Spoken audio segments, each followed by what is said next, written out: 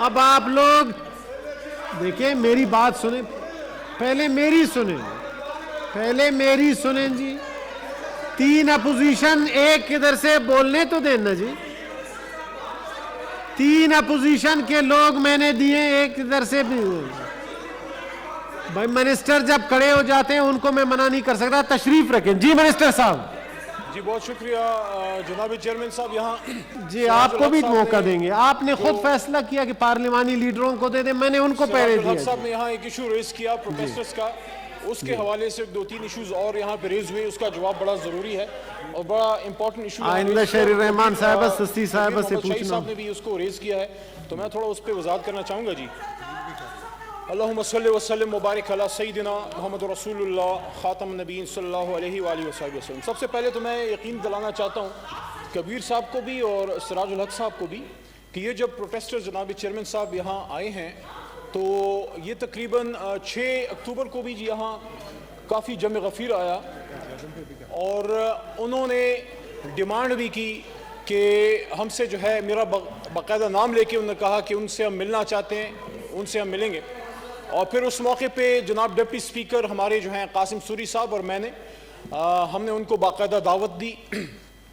بڑی عزت کے ساتھ ہمیں ان کو کمیٹی روم نمبر 2 میں ملے اور پھر اس کے بعد ہم باقاعدہ باہر گئے. وہاں پہ ڈی چوک میں ان کے ساتھ میں اور ڈپٹی سپیکر صاحب ان کے سٹیج پہ کھڑے ہو کے ان کو یقین دہانی دلائی اور اس کے لیے ایک کمیٹی بنانے کی یقین دہانی دلائی.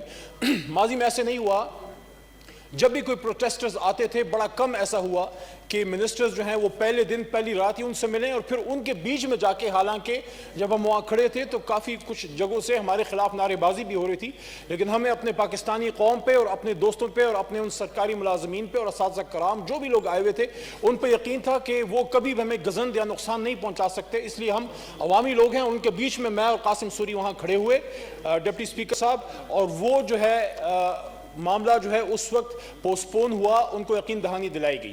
اس کے بعد ہمارے اور پروٹیسٹرز آئے اور ان کے ساتھ بھی میں نے اور اس موقع پہ ڈپٹی سپیکر صاحب اور میں نے انگیج کیا. اس موقع پہ میں نے اور جناب ہمارے جو ڈیفنس منسٹر ہیں پرویز خٹک صاحب, ہم دونوں نے ان سے انگیج کیا اور وزیر اعظم پاکستان کے آرڈرز پہ ان کی ڈائریکشن پہ انگیج کیا.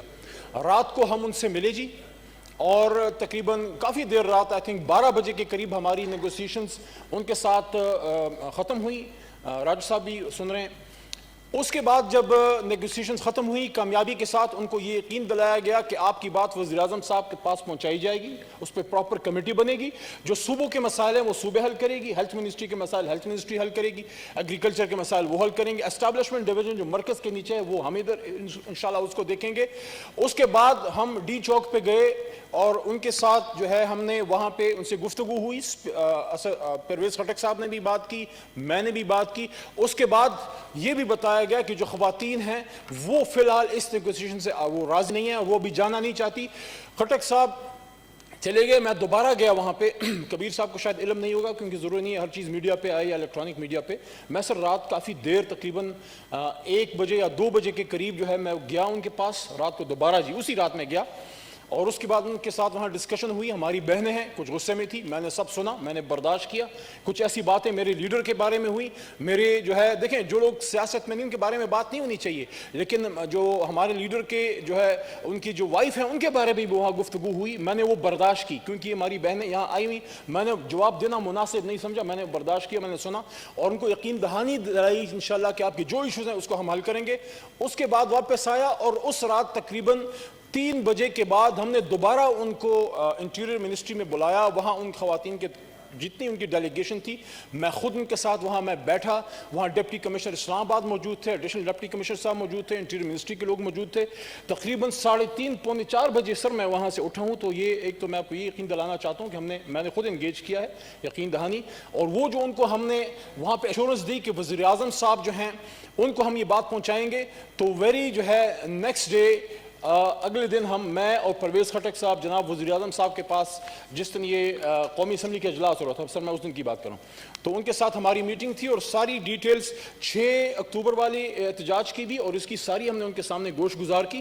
انہوں نے ہائی پاورڈ کمیٹی بنائی. میری ریکمنڈیشن تھی کہ اس میں ہم اسٹیبلشمنٹ ڈویژن سے جو ہے کوشش کریں کہ مسائل کے حل کے لیے جو آپ کے ایڈوائزر صاحب ہیں ارباب شہزاد صاحب تو ان کو بھی وہاں ڈالا گیا تاکہ اسٹیبلشمنٹ ڈویژن مرکز اور صوبے سارے اس کو لے کے چلیں. اس وقت بھی جب گفتگو ہو رہی تھی تقریباً 3-4 بار پرویز خٹک صاحب کی مجھے ہدایت آ چکی تھی. وہ اس وقت وہ بچیوں سے بہنوں سے خواتین سے نیگوسیشنز میں ہی ہیں. آئی تھنک کیبنٹ ڈویژن میں کہیں وہاں بیٹھے ہوئے ہیں. تو میں جا رہا تھا لیکن چونکہ اسمبلی بزنس تھا ابھی سینٹ کا وہ تو ابھی تک شروع نہیں ہو سکا لیکن میری ذمہ داری تھی کہ گورنمنٹ کو یہاں میں نے ریپرزینٹ کرنا اس لیے میں وہ نہیں جا سکا. کچھ اس میں جناب چیئرمین صاحب ایشوز ایسے ہیں جو تمام جو وہاں پہ خواتین آئی ہیں ہیلتھ ورکرز ان کے تنخواہوں کے متعلق ہیں مراعات کے متعلق ہیں کہ ان کی سیلریز بڑھائی جائیں ان کی اپگریڈیشن ہو. خاص کر ایک اور چیز کی بھی کہ پولیو ورک میں جو ان کے ساتھ نقصانات ہوتے ہیں ان پہ جو حملے ہوتے ہیں ان چیزوں کی بھی ایشورنس کی جائے. تو ان چیزوں کو سارا ہم دیکھ رہے ہیں اور باقاعدہ پنجاب کے سیکٹری ہیلتھ منسٹر ہیلتھ اور خیبر پختونخوا ان سب سے رابطہ ہے. صرف ایک چیز میں مسئلہ وہاں پھنسا تھا وہ یہ تھا کہ کچھ اس میں یہ کوئی تقریباً 45-50 ہزار سے زیادہ ہیلتھ ورکرز کے ایشوز ہیں. اس پہ بالکل جو ان کے یہ والے ایشوز ہیں اس پہ بالکل ہم ایگری تھے. 6 یا 7 یا 8 اس میں ممبرز ایسے ہیں جن کو مس کنڈکٹ پہ نکالا گیا تھا جو کہ سب جوڈس ہے جو کہ سروسز ٹرائیبیونل میں یا عدالت میں وہ کیسز چل رہے ہیں. تو ان کو یہ بتایا گیا کہ یہاں ہم آپ کو بیعت جنبش قلم ان کو بحال اس وقت نہیں کر سکتے. اس کے لیے کوئی پروسیس فالو کیا جائے گا اور لیگل پروسیس ہوگا. اگر آپ کی وہاں پہ ایک نوکری سے نکلنے کا جو مسئلہ ہے وہ یہ 6-7 خواتین کا یا 6-7 ورکرز کا ہوا ہے اگر لاء کے مطابق نہیں ہوا تو وہ وہاں سے ختم ہو جائے گا. نہیں ہے تو اس کو ہم دیکھیں گے ہر چیز کو. لیکن اس کو اس چیز کے ساتھ نتھی کر دیا گیا کہ جب تک بحالی نہیں ہوگی تو باقی جو 40-50 ہزار خواتین کے اور ورکرز کے مسائل ہیں ان پہ بھی بات نہیں ہوگی. تو ان کو ہم نے اس پہ راضی کیا کہ نہیں سب چیزوں پہ بات ہو. تو ایک تو یہ کہ انگیج کیا گیا ہے اور انشاءاللہ میں یقین دلانا چاہتا ہوں کہ کوئی ایسی بات نہیں ہے. نمبر 1 منسٹر صاحب جلدی بھی کریں. سراج صاحب نے ٹائیگر فورس کی بات کی. بالکل میں جانتا ہوں جس طرف آپ کا سر اشارہ ہے ماضی میں FSF بنی لیکن عمران خان صاحب نے اسی سپیچ میں آپ نے شاید غور سے نہیں سنا ہوگا انہوں نے یہ بات بھی کی باقاعدہ تنبیہ کی کہ بیسیکلی تمام سول سوسائٹی کا اور تمام پاکستانیوں کا فرض ہے کہ اگر کوئی گران فروشی ہو رہی ہے کوئی چیز زیادہ قیمت پہ بیچی جا رہی ہے تو اتھارٹیز کو وہ انفارم کریں. تو باقاعدہ ان کو یہ کہا گیا ہے کہ آپ نے کسی چیز میں انٹرفیئر نہیں کرنا آپ نے کوئی تو تکار نہیں کرنی. آپ انفارمیشن لیں اور اتھارٹیز کو ڈپٹی کمشنر کو یا میجسٹریٹ کو آپ بتا دیں وہ جو اس نے سیل کرنا ہے پرچہ دینا ہے جو بھی اس نے کارروائی کرنی ہے وہ کرے گا.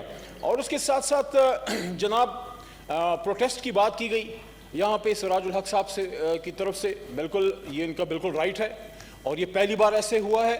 آپ کو یاد ہوگا آپ ہمارے ساتھ آئی تھے وہی پرویز خٹک صاحب ڈیفنس منسٹر جو اس وقت ہمارے ہی کچھ مسائل میں بیٹھے وہاں اس کو حل کرنے کی کوشش کریں.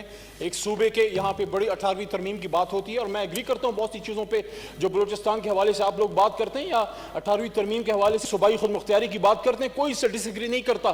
لیکن وہ بھی ایک صوبائی اکائی تھی ایک فیڈریٹنگ یونٹ کا وزیر اعلیٰ منتخب وزیر اعلیٰ بمائے اپنے کیبنٹ کیونکہ وہ ایک سیاسی جماعت کا کارکن بھی تھا.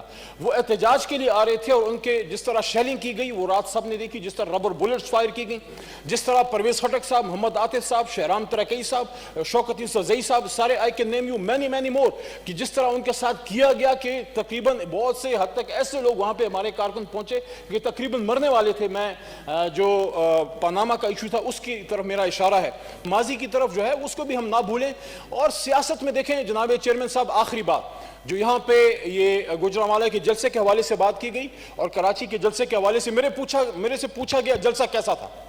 یہ بھی پوچھا گیا کہ بھئی بھر سکے گا کہ نہیں بھر سکے گا. میں نے آن ریکارڈ یہ بات کی ہے کہ وہاں پہ ایک ایسی جماعت ہے جس کی وہاں پہ تمام سیٹیں گوجرانوالہ ڈویژن کی مسلم لیگ نواز کی بات کر رہا ہوں اور پیپلز پارٹی ہے جو 4 بار حکومت بنا چکی ہے ساتھ میں مولانا صاحب کی جماعت ہے جس کی اسٹریٹ پاور ہے. تو وہاں پہ بھرنا جلسے کا کوئی ایشو نہیں ہے. میرا سوال یہ تھا کہ بھر گیا پھر واٹس نیکسٹ. ہم سے بڑے جلسے کسی نے نہیں کیے پاکستان کی تاریخ میں. 30 اکتوبر 2011 کا جلسہ لاہور کا پاکستان کے سب سے بڑے جلسوں میں سے ایک تھا. یا محترمہ بینظیر بھٹو شہید کا جب ضیاء صاحب کے دور میں واپس آئیں یا قاضی حسین احمد صاحب کے وہ جلسے یا جو ہمارا وہ جلسہ تھا جو ٹرینڈ سیٹر تھا اس کے بعد ایک ٹرینڈ سیٹ ہوا یا جو ہمارا رائیونڈ کا جلسہ تھا رائیونڈ مارچ کا. تو یہ اہم نہیں ہے. جلسہ آپ کا رائٹ ہے لیکن جلسے کے بعد کیا کرنا یہ سوال ہم نے ضرور اٹھایا.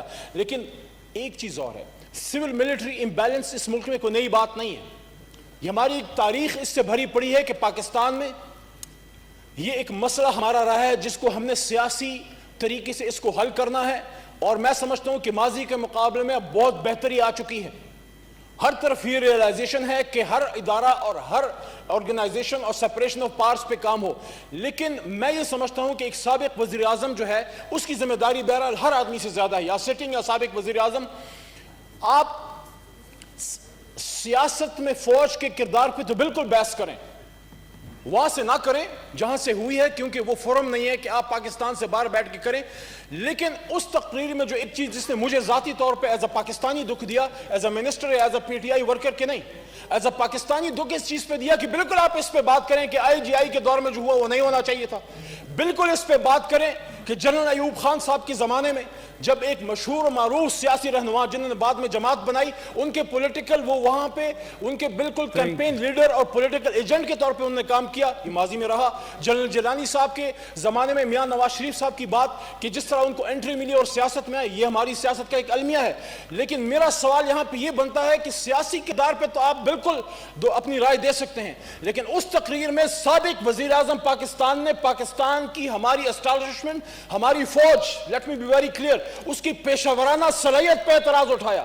سن 71 کا جو واقعہ ہوا ایسٹ پاکستان کا, اس کا بلیم اپنی پاک فوج پہ ڈالا.